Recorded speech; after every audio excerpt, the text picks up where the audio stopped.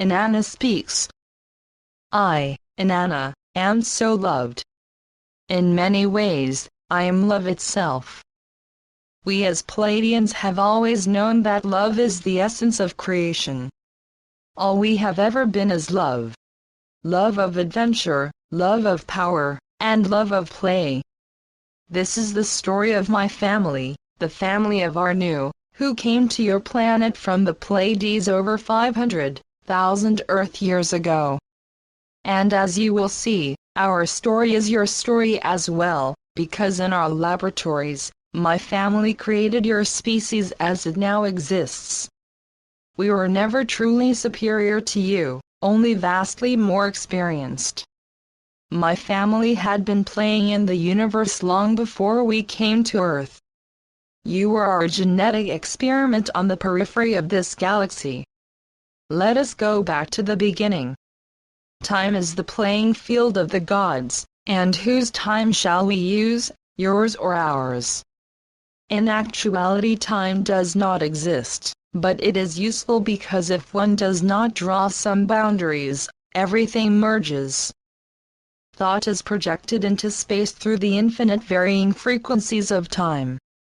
There are a multitude of time frequencies, and Earth time is quite different from time as we experience it.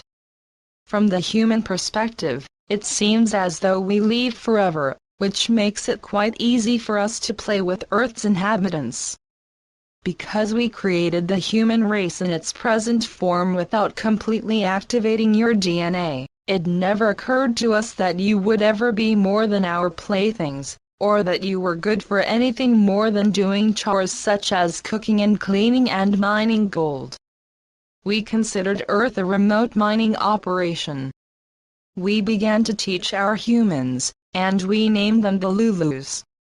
Because we so enjoyed playing with our Lulus, we became fondly attached to them and began to interbreed with them. We fell in love with our own creation. But we could not stop fighting among ourselves. The Lulus worshipped us as gods, a practice we did not discourage, and we sent them into battle to fight and die for us like pawns in a chess game. They were more than willing to face death just to please us, and we saw them as a renewable resource because we could always create more. Then we made the error of using the great radiation weapon, the Gandiva. As a result, waves of deadly radiation flowed out into the solar system, out into the galaxy, and attracted the attention of the Council of the Intergalactic Federation. Apprehensive of our reckless behavior, they interfered. They would say intervened. My family had been so busy fighting, competing, and playing that we had completely forgotten about that nuisance council. After all, Earth was ours. The council members argued that many had colonized Earth before us, and that we had broken the law of Prime Creator by endangering other worlds with our marvelous weapons.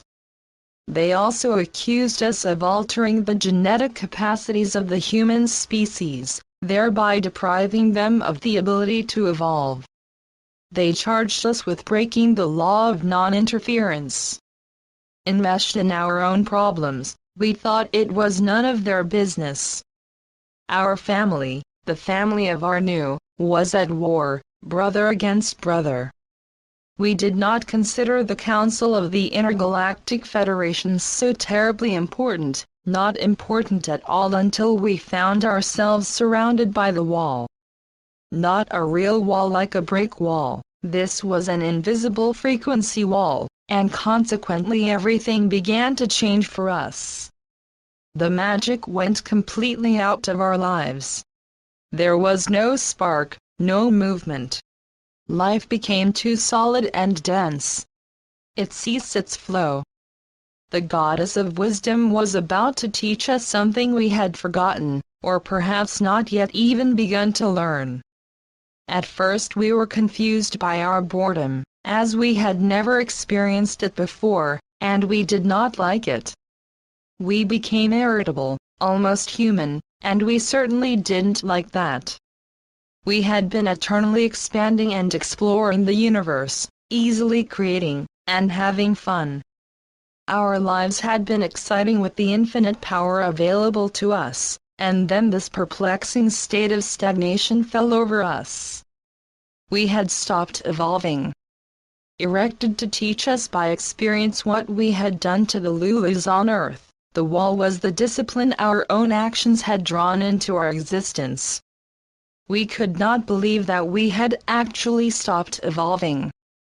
Reluctantly, we approached the council to ask questions designed to make us look wise, to conceal that we had no idea what was happening to us. They knew anyway. Perhaps they are more advanced than we are, but we are not comfortable with such a depressing thought. The council carefully explained to us that we would have to give our earthlings the very same powers that we possess. They informed us that we were responsible for what we had created. What nonsense! We could not accept this. Can you imagine what a nuisance it would be if your pets became your equals? They might begin to talk and even tell you what they wanted for dinner. Where would it end? With a 4-course dinner with chocolate truffles for dessert. We flew home annoyed. Naturally, as was our way, we quarreled among ourselves. Some imagined the Federation was conspiring with our enemies. Others thought the Council obviously wanted Earth for itself. The Syrians had been members longer than we Pleiadians, or perhaps it was the Arcturians. A few of us took it personally, blaming each other. We were a fractious family indeed. We attempted to dissolve the wall by performing an enormous ritual sacrifice, quite lovely and grisly actually, to the satisfaction of all those who consider themselves knowledgeable in such matters. But nothing happened, nothing changed, the wall was still there, and we became even more bored, stagnant and perplexed. Despair, previously unknown to us, set its claws into our very souls, our reptilian souls, to be precise. Thus I, Inanna, Queen of Heaven, I love that titly am returning to speak. I am returning to you, my earthlings, my Lulus. I am returning to prepare you for the coming change in your DNA, for the complete transformation of your planet Earth and your beautiful bodies. And, of course, I hope to liberate myself in the process. I suppose if a mother does not nurture her children properly, she is haunted until she finds a way to balance the scale. It seems I too must balance what I have created, and in some way be a mother to you. Which brings me to my wonderful childhood on our home planet, Nibiru, and to those who were as mothers to me.